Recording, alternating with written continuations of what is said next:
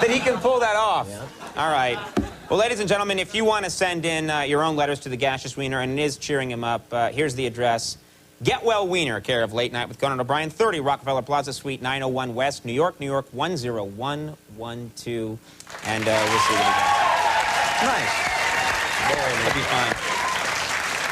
Well, ladies and gentlemen, my first guest tonight is the star and hero of the Star Wars trilogy. Let's take a look at a clip from The Empire Strikes Back. You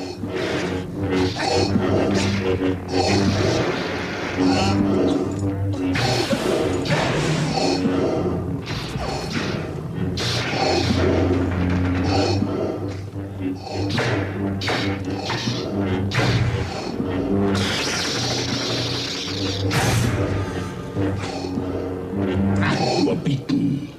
It is useless to resist. Don't let yourself be destroyed as Obi-Wan did. I wonder what happens. What happens? Ladies and gentlemen, it's my pleasure to welcome our first Jedi on the program, Mark Hamill.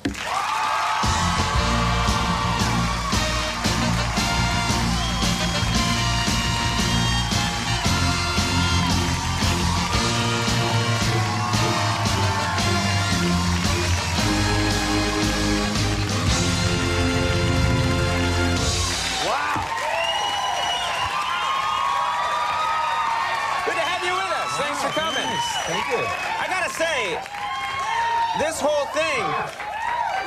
Yeah.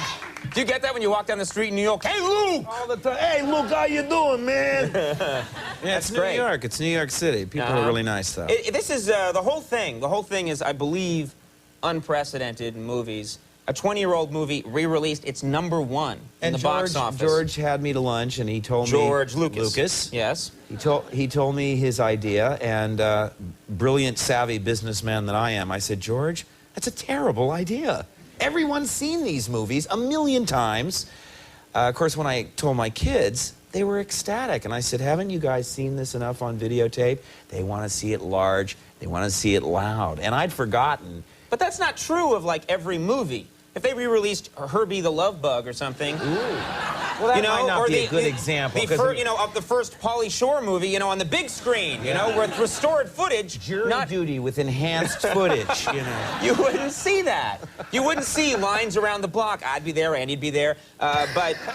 I'd be there. Yeah. They've added some scenes that weren't Pauly falling into a toilet. I didn't see that in the original version. Well, I hadn't seen them since they first came out. I have to ask my son, is that new? Is that new? Is that new? Oh, you don't know? Really? Well, it's hard to tell, and I was just kind of kidding around, and I said on one radio show, gee, the Princess Leia nude ice dancing sequence was worth it, the price of admission alone. Fox called me right away and said, people took that seriously, so cut it out. Right. So you're pretty much a corporate tool, then. You do as they say. Yeah, I'm pretty much a corporate tool, and, Ooh, look out for Fox. Well, I'm not afraid of them. Unless they're watching, of course. Hello, Fox. Oh, God, I've ruined my career. You mentioned doing the radio show. You've done quite a bit of promotion. I have done. Yeah, when people show up on this show, they're really doing a lot of promotion. And, I'm just kidding. A little self-deprecating humor. But you are doing a lot of promotion. I understand you've taken some of your promotion for this movie to a new level. They found a kind of an interesting new venue for Star Wars publicity. In fact, I think we have a clip. You have a clip? Yeah, I think we do, don't we? All right, let's take a look at this.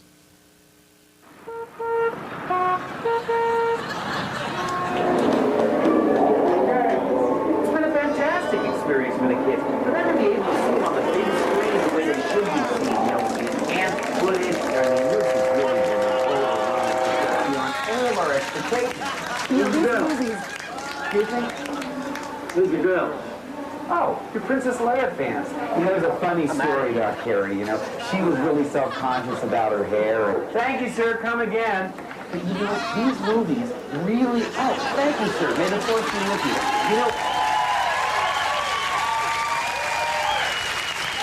You're getting to the public. Yeah, we leave no venue unturned. Did you were very kind to go over and shoot that for us. It had actual Peep Show. Yes, and it was a highlight so And that's far. a good one, too. Yeah, it is, it is. I've always been looking for an excuse to go in there, you know, Yeah. so it was fun. Did you have a good time there? I heard you really sort of loosened up while you were Well, there. I wanted to be able to say that I really experienced the full experience, so I waited till your cameras were gone, but, you know, I had my wife shoot a shot of me bottomless. So I could say that I was actually nude in one of those viewing booths. It was, like I say, the high... So wait a minute. So the Fox Corporation isn't going to be upset now? Well, I thought I was... We don't want you I thought making... for a minute it was one of those, you know, one of those late-night setups where, you know, the National Enquirer is going to jump out and get me, Get a picture of you doing it. You bet. You never know with you guys. So just to be safe, you took off your pants. You know, just to avoid any trouble. Exactly. Yeah, all right. That's Okay. the way to really trick. Give the thinking. people what they want, Andy. Yeah. All right. Now, I'm told, I didn't know this was the case, because you didn't get to use this skill in the actual Star Wars trilogy, but I understand that you're quite an impressionist. Is that the case? Well, it's not so much that I'm an impressionist, but when you tell stories, you sort of affect whatever person that you're doing to try and give the flavor for what you're talking about. I remember I was complaining to Harrison that my hair didn't match from the last scene and it was bad for continuity, and Harrison's comment was, "Hey, kid, if the audience is looking at your hair, we're all in big trouble." I have to tell you something, too. You try working with Yoda for 3 months, and It's a puppet. it is a puppet, but I got It scared is? for a minute. That Gee. Yoda guy is like insane. oh, we're just like that. I'd ask him out for a drink and he'd never leave the studio. We drove Frank Oz crazy, though, because not just me, but the entire crew, we'd break for lunch and everybody would be talking like, "Hungry are you? To lunch you are going? A cheeseburger you will bring me, yes?"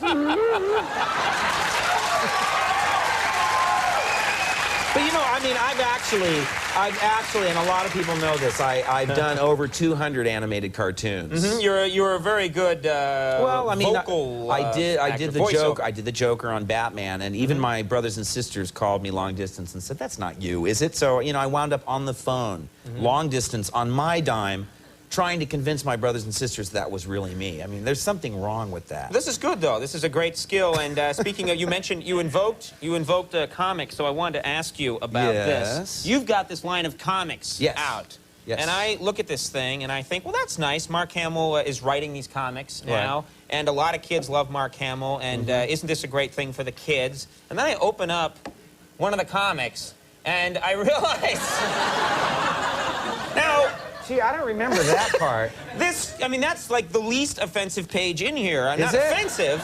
There's just nudity. I've been through this thing many times, and it's... Well, see, now that proves a point. Hello, look at that. See, Now, two pages later, someone gets their head blown off. He doesn't comment about that. One bare breast, and we're going to hell on the handcart, right? because violence is cool, nudity is offensive. Well, look, it's Tootie and Muldoon. Lenny Bruce said 40 years ago, in America, you can cut a breast off, you just can't kiss it. Oh, my God. What a horrible thing to say But on no, our this, show. this, though, is based on this is based on a screenplay I wrote with Eric Johnson, who's my writing partner, and we never expected it to be a comic book because it's the story of a sort of tabloid shock jock that Good Lord. influences a slightly disturbed man to go out and try and be Batman in real life. And this is how... Look, all of it's fine. I'm just saying there's just naked women everywhere you look in this thing. And Wow. I'm not... Hey, that's where I was today. Yeah. You can find these comics anywhere. Snap them up. I think people are going to find them They're now. virtually sold out, and when it comes out as a trade paperback in September, Right. all the girls will be dressed. Little paper doll cutouts, and you put on their halter tops. Now, do you want I heard you wanted to make this thing into a movie. It is a screenplay. I'm attached as director, and we hope to be shooting it later this year. We're tweaking the final screenplay. We've really done a PG pass on it because we changed the background of this girl so that we wouldn't have to have panels like that. It's, Who's the girl going to be? Have you talked to anybody yet? Well, I was talking to Carrie Lowell, but she kind of shined me on. Shined you on? Is that some kind of Jedi term? I don't know what that... Completely lost. I don't know. Well, Conan, I'm just such a... Hey! I can't believe I I got it to do it. You got you to do it back. All right. Well, there'll be a movie out of What this. does this mean, by the way? What does this mean? I'm asking Andy. I think it's one half of an obscene gesture. Oh man. Now, Star Wars: The Empire Strikes Back and Return of the Jedi are in theaters now. They are? It's it's Weird. It's weird for you, right? Well, it's weird. You're and it's- seeing yourself all this time ago, 20 years ago. Well, I went once because I wanted to see what they did to them. And I think they integrated the new footage expertly. You know, those ILM guys can do nearly anything. Those techno nerds, there's nothing they can't do. There's nothing they can't do, although I was hoping they would, like, computer tweak my hairdo. You know, that was pretty scary, you know? That's right, you look a little like Denny Terrio. Yeah. I mean, as well, when's the last time you looked at your old high school yearbook? I look at it every night. Do you really? Yes. I kiss it and then I go to sleep. Explains a lot, doesn't it? I'm the saddest person on television. It was very nice having you on. Thank and you. thanks so much for coming My by. Continued pleasure. success with everything. Mark Hamill, everybody. Carol Lowe coming up. We'll be right back.